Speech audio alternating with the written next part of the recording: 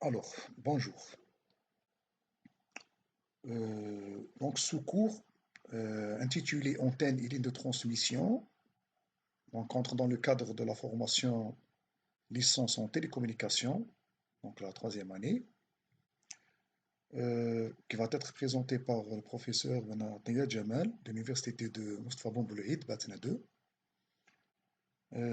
Ça concerne donc le S2 2019-2020, donc le semestre, donc l'année universitaire 2019-2020. Bien. Avant d'entamer le chapitre 1, donc je voudrais vous donner quand même une idée sur le contenu du programme. On commence par le programme détaillé, donc, qui se résume en 5 chapitres. Donc le premier chapitre, ça concerne donc la propagation, voilà, et ligne de transmission, donc une notion de base. On enchaîne avec le deuxième chapitre, donc le type de ligne de transmission et leurs applications. Le chapitre 3, donc, les caractéristiques de base des antennes. Le chapitre 4, rayonnement des antennes élémentaires. Et on termine avec le chapitre 5, type d'antenne et leur application. Donc, cette vidéo-là, ça concerne donc le premier chapitre. Donc, c'est propagation et ligne de transmission. On va donner donc, des rappels qui concernent les ondes incidantes, réfléchies, stationnaires. Bien sûr, donc on définit donc les coefficients de réflexion, de transmission et les tendances stationnaires. Après ces rappels-là, donc on va aborder le principe d'une ligne de transmission, donc avec un modèle qu'on appellera modèle à deux plans parallèles. On aura affaire aux équations d'une ligne, schéma électrique équivalent d'un tronçon de ligne avec et sans perte. Et enfin, ou plutôt avant de terminer ça, donc on aborde les solutions des équations de télégraphiste. Donc, et après, on aura affaire au calcul de puissance, donc puissance incidente, réfléchie, puissance à la charge sur les trois, sur la base plutôt de trois milieux, donc générateur, ligne et charge. Voilà. Alors pour la bague de Smith et son utilisation pour la datation d'impédance, on va réserver une vidéo spéciale à ça, pas pour aujourd'hui. Donc aujourd'hui, on va s'occuper tout simplement de la propagation et de transmission de base. Donc je répète, pour la bague de Smith, on réservera, Inch'Allah, une vidéo spéciale à ce paragraphe, dans ce paragraphe qui est la bague de Smith. Donc, alors, on commence par le chapitre 1, donc propagation et transmission.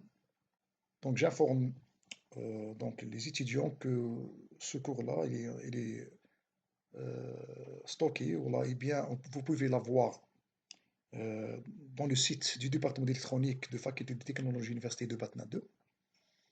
Donc, c'est pour plus de précision, plus de détails, vous avez quand même ce cours-là. Cette vidéo-là, donc, sert là plutôt est dédiée donc, au rappel. En premièrement, aux explications, commençons par les rappels dans ondes incidentes, réfléchis en stationnaire, donc vous le voyez ici. Voilà. Euh, Avant de parler sur ces rappels-là, pourquoi on parle des propagations et lignes de transmission? Donc, c'est une propagation guidée de l'information sous forme d'onde. L'onde, elle est sous plusieurs aspects. On peut parler de l'aspect onde électromagnétique, comme on peut parler aussi de l'aspect onde courant-tension. Justement, les lignes de transmission permettent de transmettre une information sous forme d'onde courant-tension. Qui dit courant, c'est-à-dire c'est un truc, le phénomène qui est en rapport avec le champ magnétique. Qui dit tension, c'est un phénomène qui est en rapport avec le champ électrique. Avant de parler sur la ligne de transmission, on va parler sur le comportement de l'onde lors de son passage d'un milieu à un autre. Donc, le principe de la propagation de l'information dans les lignes de transmission, c'est comme on aura affaire à un passage plutôt de l'onde d'un milieu 1 vers un milieu 2 vers un milieu 3, ainsi de suite. L'essentiel, c'est on sait comment expliquer ou là, comprendre le passage de l'onde d'un milieu 1 vers milieu 2. Donc pour le 2 jusqu'à 3, 3 jusqu'à 4, c'est la même chose. On considère le milieu 1, le milieu 2. Le milieu 1, c'est un champ électrique E1. Voilà. Donc au passage des milieux 1, milieu 2, automatiquement il va changer ce champ-là. Donc on aura E2. On étudie justement le comportement du passage donc de l'onde d'un milieu à un autre, c'est-à-dire le passage à partir de cette frontière-là. Donc c'est ce qu'on appelle la surface de séparation entre milieu 1 et milieu 2.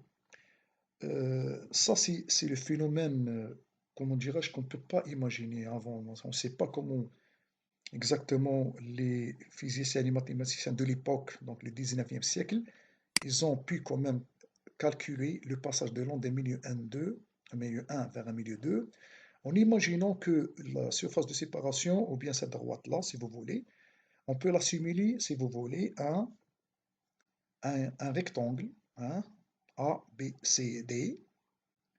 Donc, c'est comme un circuit fermé, hein. Donc, le passage de l'onde à un milieu 2, ou bien le comportement du champ électrique d'un milieu 1 vers un milieu 2, on peut l'évaluer avec la circulation du champ dans le circuit fermé A, B, C, D. Donc, la circulation, justement, de, du champ électrique dans ce circuit fermé se traduit par le calcul d'une intégrale du produit scalaire de champ I, dl. dl, c'est l'élément de ce rectangle-là, l'élément de longueur. Voilà, l'élément de longueur dans, si vous voulez, le circuit fermé A, B, C, D, A, c'est-à-dire égal à 0. Bon, il s'agit donc, pour résumer, du passage de l'onde d'un milieu à un autre. Lors de ce passage, nous calculons la circulation du champ électrique le long du circuit fermé A, B, C, D, A. Alors, dans l'approximation quasi-statique, on sait que le champ dérive d'un potentiel. La circulation du champ électrique le long d'un circuit fermé égale à 0. En principe, la circulation du champ électrique égale à la force électromotrice. Comme on considère l'approximation quasi-statique que le champ B il est constant, donc automatiquement la force électromotrice s'annule. Donc, on peut évaluer dans cette approximation que la circulation du champ électrique, qui se traduit par une intégrale de EDL égale à 0, donc c'est facile à comprendre. On va subdiviser le compteur C, qui est le compteur ABCDA, en plusieurs segments, AB, BC, CD, DA. Et à chaque fois, on calcule le produit scalaire de E, dl dans cette région. Par exemple, dans la région AB, comme vous le voyez ici, donc, c'est le produit scalaire de E1 fois dl sur cette longueur-là. Donc, il est sous le segment, là, si vous voulez, segment AB. Donc, quelle est la composante? Parce que quand on sait que le produit scalaire de deux composantes qui sont perpendiculaires égale à 0, donc le produit scalaire entre deux composantes qui sont parallèles, hein, c'est le produit des deux intensités, des deux vecteurs. Donc, dans la région AB, donc il ne restera que E1N. C'est pour cela que dans la région AB, on aura E1N. Par contre, dans la région BC, on est dans le milieu 2, on gardera le E de T, parce que le E de T, il est parallèle à BC. Dans la région où c'est CD, c'est comme du milieu 2 vers le milieu 1, on aura la composante E2N qui est parallèle à DC, parce que la composante de T par rapport à DC est perpendiculaire. Donc le produit scalaire de DC avec le E de T égale à 0. Donc on gardera que la composante E2N.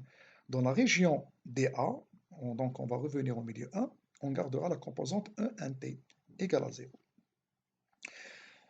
Comme A, B et C, D égale à 0, parce qu'au départ, A, B, C, D, c'est juste, si vous voulez, une idée d'ingéniosité. C'est-à-dire que c'est le génie de cette réflexion-là. On peut considérer que la droite, c'est un rectangle dont la largeur égale à 0. Donc, à ce moment-là, il faut rendre le carré, donc il devient une droite. Donc il suffit de mettre AB, DC égale à 0. Si on remplace AB, c'est égal à 0 dans les intégrales, hein, on aura E 1t est égal à E 2t. On dit que la composante tangentielle se conserve. Donc le principe de la conservation de la composante tangentielle. Donc le passage de long d'un milieu 1 vers un milieu 2, la composante tangentielle se conserve. Qu'est-ce qu'on va dire? On va dire que la différence énergétique entre les champs des deux milieux se trouve dans les composantes normales. Cela nous donne une idée sur l'atténuation de ces ondes lors du passage des ondes d'un milieu à un autre. C'est-à-dire que l'onde, elle s'atténue lors de son passage, pardon, d'un milieu à un autre, et l'atténuation, elle est au niveau des composantes normales. Ce n'est pas les composantes tangentielles, parce que tangentielle, il y a une conservation. Voilà, bien.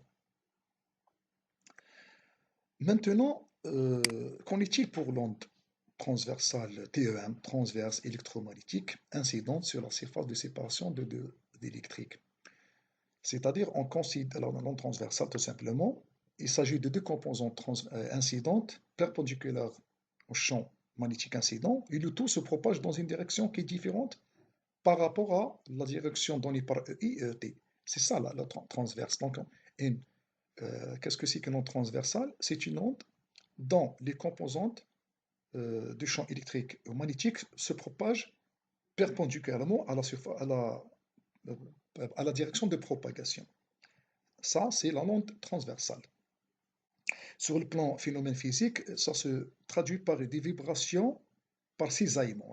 Cisaillement qui se propagent tout au long de la direction de propagation donnée par X. On considère que le milieu 1 est caractérisé par Z1, le milieu 2 par Z2. Que va-t-il se passer? Donc, le passage de l'onde d'un milieu à un autre donne naissance à une onde transmise. Donc, c'est la partie d'énergie qui passe. Et la partie d'énergie qui ne passe pas, on l'appelle là. Donc, c'est l'onde réfléchie, donnée par ER et HR. Donc, la figure 1 représente le passage de l'onde dans la direction de propagation, qui est normale au plan de séparation. Pour le formalisme mathématique, donc on peut quand même donner, donc, suivant la figure précédente, l'expression suivante de EI peut être représentée comme suit, le HI comme cela. Donc ça c'est l'onde incidente qui se propage suivant X. Y c'est la polarisation, d'accord? Le HI il est perpendiculaire à X et Y donc il est suivant Z, mais il se propage deux ans suivant X. Donc, on peut quand même exprimer, si vous voulez, modules, les intensités de champ magnétique en fonction de l'intensité du champ électrique en divisant ce champ électrique par Z1 qui est l'impédance du milieu 1. Donc, on va répéter la même chose par rapport aux ondes réfléchies. Il suffit de mettre à la place de signe moins le signe plus parce que c'est l'onde qui se propage à l'inverse de X. Donc, on va avoir un plus. Donc, soit au niveau de ER ou bien de HR. Pour l'onde transmise, c'est le même principe, c'est la même chose par rapport à l'onde incidente. Donc, tout simplement, la différence existe au niveau de... ça, il y a une erreur, il faut la corriger, c'est Z. Ça, c'est Z. Ça, c'est Z2, parce que le passage, donc ça, il faut la remplacer par Z2. Par Z2. OK? Il y a une erreur, donc. Donc là, il faut faire attention, il faut remplacer Z1 par Z2 parce qu'on est dans les milieux 2. Qu'est-ce qu'on va faire avec ces équations-là? Donc, on va utiliser le principe de la conservation de la composante tangentielle, que le champ ET1 est égal au champ ET2. Ici, le champ ET1 est représenté par l'onde incidente et l'onde réfléchie. On va examiner la figure de nouveau. La composante tangentielle au niveau du milieu 1, elle est au niveau de l'onde incidente et en même temps de l'onde réfléchie, parce que l'onde incidente réfléchie se retrouve dans le même milieu. Alors que le champ transmis, il est dans le milieu 2. Donc, si on va remplacer x par 0, on va retrouver le champ tangentiel incident du milieu 1 et le champ tangentiel réfléchi du milieu 1, égal à celui du champ tangentiel au milieu 2. On aura cette expression-là. On va faire la même chose par rapport au champ magnétique. Donc le champ tangentiel du milieu 1, qui est représenté par le champ incident plus le champ réfléchi, égal à celui du champ tangentiel du niveau du milieu 2. On aura cette expression-là. Voilà. Après, il suffit de diviser, si vous voulez, HI par ZI pour retrouver le EI, c'est-à-dire HI est égal à EI 0 sur ZI. HR est égal à ER0 sur Z1 et ET2, donc HT est égal à ET0 sur Z2. Donc si on tient compte de ça, on peut calculer les coefficients de réflexion et de transmission. Donc pour le coefficient de transmission, on va l'obtenir en fonction de ZE divisé par Z1 plus Z2, il est compris entre 0 et 1. Et pour le gamma, qui représente le coefficient de réflexion, c'est la différence d'abord entre les deux impédances des deux différents milieux divisé par la somme. Lui aussi, il est compris entre 0 et 1. Si on a que le coefficient de réflexion égal à 0, c'est-à-dire pas de réflexion, donc il y a une transmission parfaite, ça, c'est le cas particulier où Z2 égale à 1, c'est comme on a un seul milieu, donc on n'aura pas à faire à une réflexion, donc simplement une transmission. Si le coefficient de réflexion égal à 1, on dit qu'il s'agit d'une réflexion totale, pas de transmission. La relation entre le coefficient de transmission et le coefficient de réflexion égale à 1. Donc il y a une certaine complémentarité. Bien. Alors pour l'onde stationnaire, donc, qu'est-ce que c'est qu'une onde stationnaire? L'onde stationnaire, sur le plan physique, c'est la superposition de deux ondes qui ont la même fréquence, mais ils n'ont pas, si vous voulez, la même phase. D'accord? C'est exactement le cas de l'association entre le champ incident et le champ réfléchi. D'accord? On aura la somme. Donc, on va faire cette sommation. On obtient cette expression-là. Sur le plan physique aussi, l'onde stationnaire, ça se traduit par une, si vous voulez, une,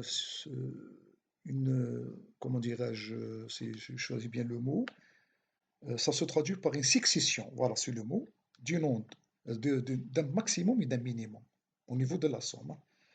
Donc, l'onde stationnaire, ça se traduit par une succession de maximum et de minimum. Donc, on peut calculer le champ total max sur le champ min. Donc, il est donné par l'expression 1 plus gamma, c'est 1 moins gamma. Donc, si gamma égale à 1, si vous voulez le maximum de réflexion, on aura quelque chose qui est envers 1 moins gamma qui est envers 0, donc le tout envers l'infini. Si on n'a pas une réflexion totale, donc un bord de réflexion, gamma égale à 0, à ce moment-là, on aura 1. Donc le taux d'onde stationnaire est égal à 1, et varie de 1 jusqu'à l'infini. Donc le taux d'onde stationnaire nous informe sur le comportement du passage de l'onde.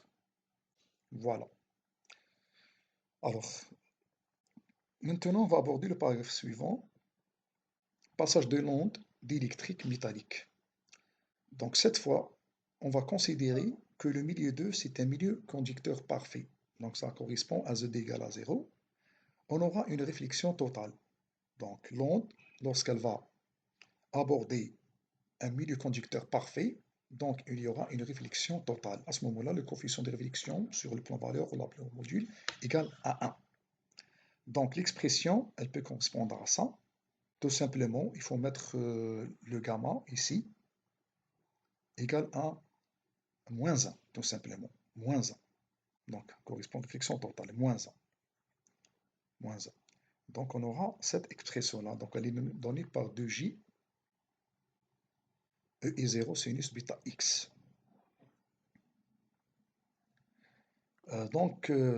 Jusqu'à présent, donc, on vous a présenté juste le principe, si vous voulez, du passage de l'onde d'un milieu 1 à un milieu 2. Ça, c'est le principe justement du comportement de l'onde dans les lignes de transmission. Donc, une transmission, il s'agit, si vous voulez, d'une infinité de plans. On a plusieurs plans dont le nombre tend vers l'infini. Chaque plan représente un milieu. Donc, le passage d'un milieu à un autre, 2, 3, 3, 4, ainsi de suite. Voilà. Bien. Maintenant, dans ce paragraphe, pardon, 1, 2, on va parler sur le modèle d'une de transmission à deux plans parallèles. On aura affaire à une équation du Line. un schéma électrique équivalent d'un tronçon de ligne avec et sans perte. Donc, dans le paragraphe suivant, ou plutôt le sous-paragraphe suivant, donc étude générale des lignes en régime sinusoïdal. Donc, nous considérons le modèle des deux plans parallèles. Donc, vous voyez cette figure-là, elle représente le modèle de deux plans parallèles. Le plan qui est polarisé négativement et le plan qui est polarisé positivement. Donc, il s'agit de deux plaques conductrices polarisées négativement et positivement respectivement. Ici, établit entre ces deux plaques une différence de potentiel. Un champ électrique, un champ magnétique et un courant électrique surfacique. Donc, on aura affaire à l'apparition d'une tension, différence de potentiel V de X, un champ électrique E, un champ électrique H, et bien sûr un courant électrique surfacique. I moins X, I plus X, le moins et le plus, c'est à cause de leur polarité. Plutôt la polarité des deux plans. On appelle ça le modèle des deux plans parallèles. Et on va, si vous voulez, définir la direction X comme une direction, c'est-à-dire qui n'est pas limitée, hein. Donc le tout se propage suivant X. Voilà. Toujours, il faut utiliser ou bien il faut passer par les équations de Maxwell. Ici, on va utiliser la première équation de Maxwell, rho de H, et plutôt la troisième, rho de H. Pardon, la première, rho de E, et la troisième, rho de H. Sans entrer dans les détails, parce que je vous envoie justement vers ce cours-là qui existe dans le site de l'université, plus exactement du département d'électronique, de la faculté de technologie, vous pouvez facilement comprendre justement les détails de ces calculs-là.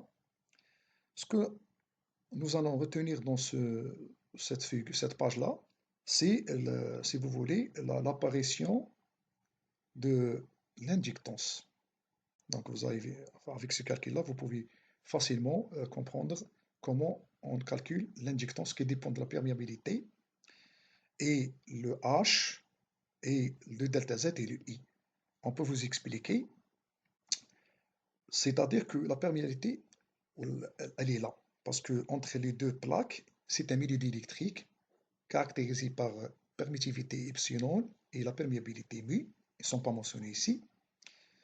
Donc, et delta Z qui est la distance qui sépare les deux plaques, et le champ H, c'est normal, celui qui est dirigé suivant l'axe des Y. C'est pour cela on note composante HY. Voilà.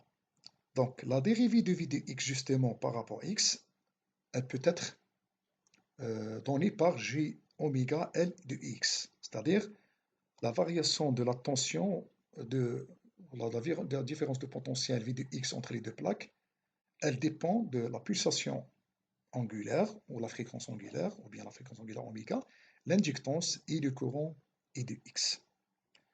On va faire la même chose pour le côté électrique. Voilà. La deuxième approximation, on définit une capacité. Cette capacité-là, vous avez les détails, comment on l'obtient. Elle dépend de la permittivité EZ, delta Y, IV. Donc, on peut facilement expliquer l'apparition de la capacité en fonction de delta Y. Okay. Et c'est parce que le champ E est dirigé souvent Z, c'est pour cela qu'on parlera de la composante EZ. Pourquoi la permittivité? Parce qu'elle est dans le lit électrique qui est compris entre les deux plaques métalliques. Donc, vous avez tous les détails. Ici, il faut juste suivre un petit peu, si vous voulez, les étapes de calcul de ce formalisme en mathématiques. Vous pouvez facilement comprendre soit la variation de v de x en fonction de x qui dépend de oméga L de x et la variation de I de x par rapport à x qui dépend de oméga, la capacité et la vitesse. Voilà. Donc, ces expressions, donc vous avez les détails, hein, j'insiste toujours. Les expressions, donc 1, 16, qui est celle-là, et 1, 22, qui est celle-là, on les appelle les équations des lignes de transmission sans perte. On peut facilement en tenant compte de ces équations-là, 1,16 et 1,22, et l'une de transmission peut être représentée par le schéma électrique équivalent suivant.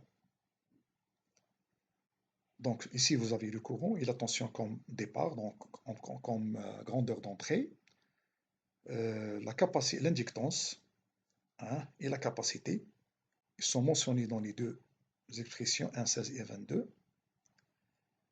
Delta x, c'est le tronçon de la ligne, et v de x plus delta v, parce qu'entre v de x et delta x, il y a quand même une différence de delta v. Voilà. Donc on appelle ça schéma électrique équivalent d'un tronçon de ligne. Pourquoi sans perte? Maintenant, il faut revenir à la figure de base. Jusqu'à présent, on n'a pas tenu compte de la présence des pertes, parce qu'il y a des pertes comment dirais-je, ohmiques, hein, par effet Joule, si vous voulez, lors de la propagation de cette onde-là. Il y a des pertes de cette onde, pardon, dans la direction des X. Entre les deux plaques, c'est l'électrique, il y a une perte d'électrique, donc on parlera d'une conductance, et aussi il y a les pertes ohmiques au niveau des deux plaques, positif et négatif. Donc là, dans ce cas, on parle des pertes ohmiques. Donc, dans les plaques, on perd des pertes ohmiques par effet Joule, et dans le diélectrique, on perd des pertes par diélectrique. Donc, si on tient compte des pertes électriques dans les conducteurs sigma C et dans le diélectrique sigma D, alors le Z devient non seulement Gm oméga, on ajoute le R, et le Y, la conductance, au lieu de G oméga C, hein, comme il représente dans ce cas-là, on ajoute Z. Donc, où R représente les pertes électriques dans le conducteur, où G représente les pertes électriques dans le diélectrique. Les équations 1,16 et 1,22 auront cette expression-là. On appelle ces équations-là 1,23 et 1,24 les équations de Heaviside. Donc, les équations de Heaviside, elles modélisent le couplage onde-courant-tension. Pourquoi le couplage? Tout simplement, il y a une relation entre V de x et I de x. Il y a une relation aussi entre I de x et V de x. Donc, ces équations-là modélisent le couplage onde-courant-tension. Comme j'ai dit tout à l'heure au début de cette vidéo-là, l'onde, lors de sa propagation, il y a deux phénomènes qui sont complémentaires. Soit on parlera de l'onde champ électromagnétique, ou plutôt onde électromagnétique, formée de la grandeur champ électrique et la grandeur champ magnétique, ou bien aussi on peut parler de l'onde courant-tension, formée de la grandeur tension et la grandeur courant. Donc la tension représentée par V de x et le courant représenté par I de x. Donc le schéma électrique équivalent devient alors complémentaire. On en rajoute R, c'est parce qu'on a les pertes dans les deux plaques, les pertes électriques dues aux plaques métalliques. Ici, on ajoute le G, la conductance, en parallèle avec la capacité donc due aux pertes électriques dans le diélectrique. Voilà. Alors, donc on peut dire que la ligne de transmission de plan parallèle dans un tronçon de delta x avec perte peut être assimilée au schéma équivalent, donc comme vous le voyez ici. Donc on trouve les paramètres grandeur, tension, courant. On retrouve les composantes de base, si vous voulez, les composantes passives, donc l'inductance, résistance, capacité, conductance, tout ça est au niveau du tronçon de ligne de longueur delta x. Bon.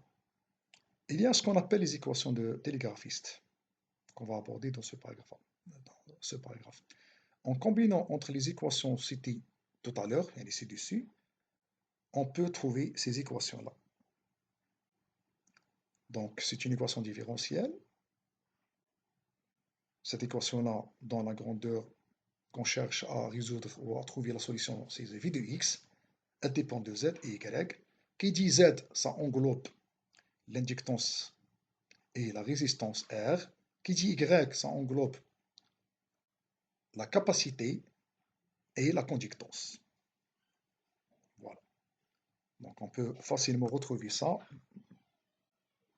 par ces expressions mathématiques. Donc si on parle de l'impédance Z, c'est-à-dire on parle d'un R qui représente les pertes électriques dans l'électrique et associé à l'inductance. Si on parle de l'impédance, on peut parler de la conductance qui représente les pertes électriques dans le diélectrique, c'est-à-dire le milieu qui entre les deux plaques métalliques, et associé à la capacité C.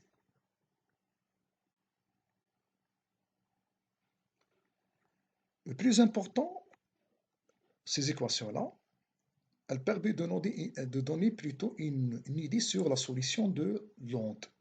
La solution, c'est de trouver l'expression mathématique de V de x et l'expression mathématique aussi de I de x. Bon, sans entrer dans les détails, on va définir donc un autre paramètre important qui est appelé coefficient de propagation complexe, donc qui est égal à plus ou moins racine carrée de zy. On va remplacer gamma sur cette expression-là, par exemple V de x, on obtient ça. Dans le côté courant, c'est-à-dire le courant, on obtient ça. Ça, c'est une équation différentielle connue de deuxième ordre, et avec le second membre égal à 0, c'est-à-dire une équation sans excitation. Donc, on peut trouver la solution comme suit. Donc, c'est-à-dire que sa solution, elle est sous la forme de l'addition, si vous voulez, de deux termes, V de I et V de R. Même chose par rapport au courant. On parlera maintenant de la superposition d'une onde incidente avec une onde réfléchie. Donc, l'onde incidente, elle est donnée par cette expression-là. On peut la comprendre avec ceci, le moins comme vous le voyez. Et l'onde réfléchie avec le signe plus, propagation en sens inverse par rapport à l'axe des x. Le plus important dans tout ça, c'est le rapport entre la tension V de x et de x. Ça nous donne une impédance, Zx. Zx représente l'impédance en un point quelconque de la ligne. C'est comme on a, chaque point de la ligne représente Zx. Et on sait que les milieux, on peut les différencier, si vous voulez, par rapport aux différentes impédances. Le milieu 1 représente Z1, milieu 2 par Z2, 3 Z3, ainsi de suite. Donc Zx représente, si vous voulez, l'impédance en un point quelconque de la ligne. Donc on peut simplifier justement le montage précédent à base d'une ligne par ce montage explicatif. Donc on aura un générateur, puis une ligne de transmission terminée par une charge. Donc, ligne de transmission, sur le plan fonctionnement, ou bien montage complet, elle est associée à un générateur plus une charge. C'est comme on a trois milieux. Le milieu générateur, c'est le milieu 1. Le milieu ligne de transmission, c'est le milieu 2. Et le milieu charge, c'est le milieu 3. Donc, sans entrer dans les détails, ce principe-là vise à calculer le coefficient de réflexion Z gamma L, comme vous le voyez ici, au niveau de la charge. Ça, c'est le coefficient le plus important. C'est comme on a le passage de l'onde d'un milieu 1, d'un milieu plutôt d'une transmission, vers un milieu charge. Si on considère que la ligne de transmission a une impédance Z0, et le milieu ZL, c'est l'impédance ZL, elle est mentionnée ici, on aura le coefficient de réflexion entre la ligne de transmission et la charge, c'est ZL moins Z0, c'est ZL plus Z0. Si on tient compte de tout ça, si on va remplacer X est égal à L moins L, c'est-à-dire on pose que moins X est égal à L, on aura ZL donné par cette expression-là. Elle dépend de l'impédance caractéristique de la ligne, de l'impédance de la charge et tangente hyperbolique de gamma, qui est le coefficient de propagation complexe, et L est la longueur de la ligne en partant de la charge, en se dirigeant vers le générateur, comme vous l'avez ici. Le L, donc c'est une référence ou bien un repère, euh, si vous voulez, de comportement de l'onde, mais c'est comme on se base sur la charge pour se diriger vers le générateur en traversant bien sûr la ligne.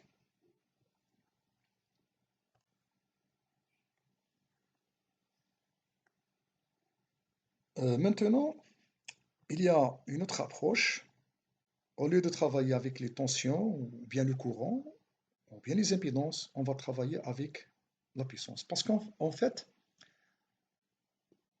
tant qu'on parle de la tension courant, du point de vue énergie, on parle aussi de la puissance. Donc c'est comme on est en train de transmettre une puissance délivrée par le générateur.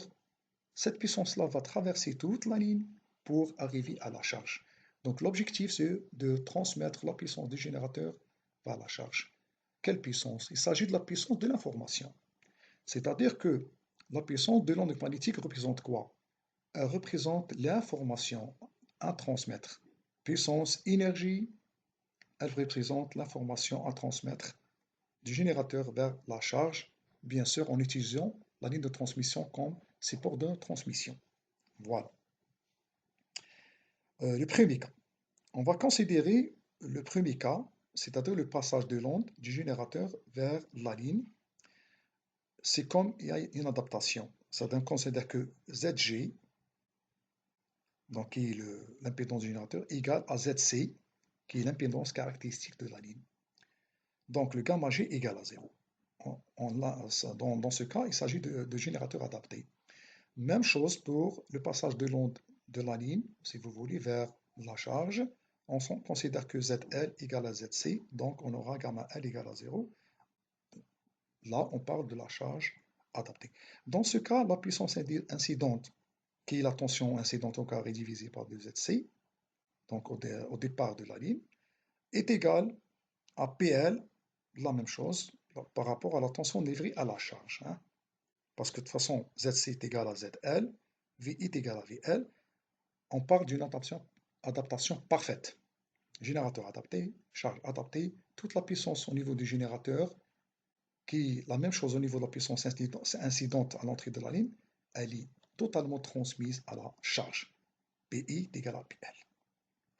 En revanche, on a un deuxième cas, on, on laisse le générateur adapté, mais on va désadapter, si vous voulez, le,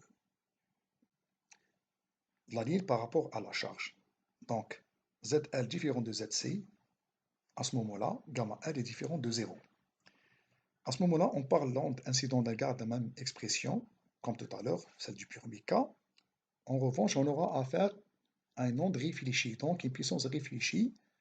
Du point de vue valeur absolue, c'est la tension réfléchie au carré divisée par ZC, toujours par rapport à la ligne. PL, dans ce cas, n'est pas PI. C'est PI, mais on doit diminuer quand même la puissance réfléchie. Donc PI moins PL, donc en fonction de ces équations-là, on aura cette expression-là. Donc si VR égale à VI, tout simplement,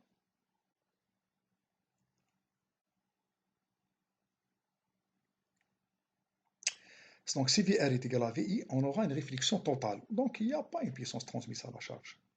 Donc c'est la puissance nulle. Voilà.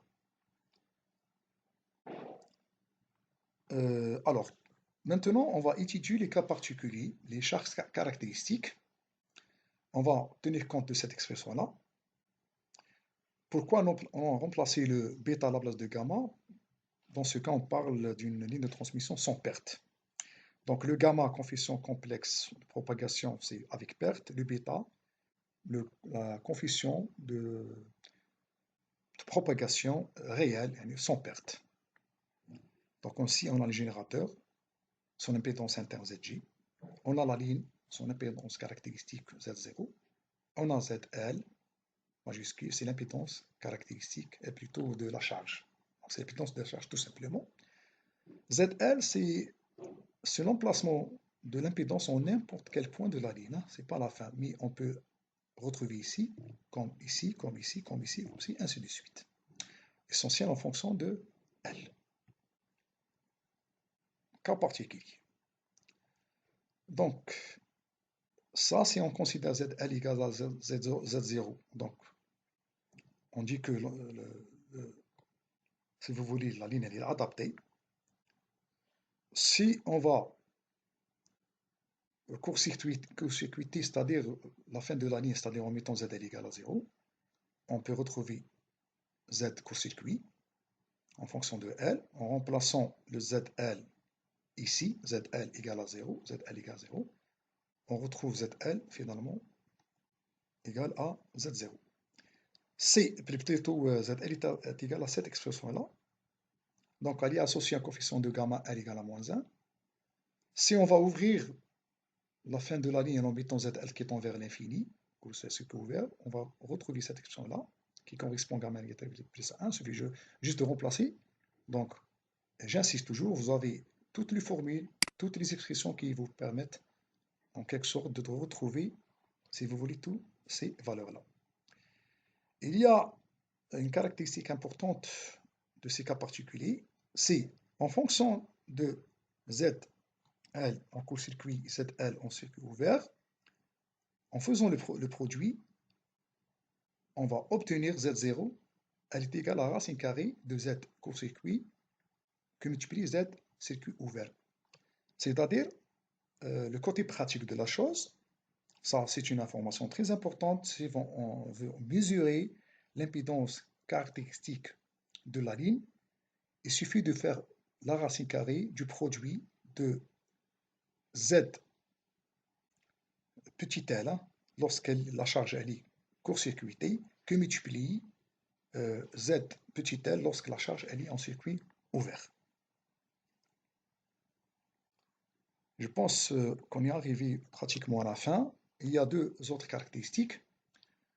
L'adaptation peut être faite, si vous voulez, en s'arrangeant de telle manière que les impédances des différents milieux, c'est-à-dire générateurs, charge et ligne, plutôt ligne, charge, sont les mêmes.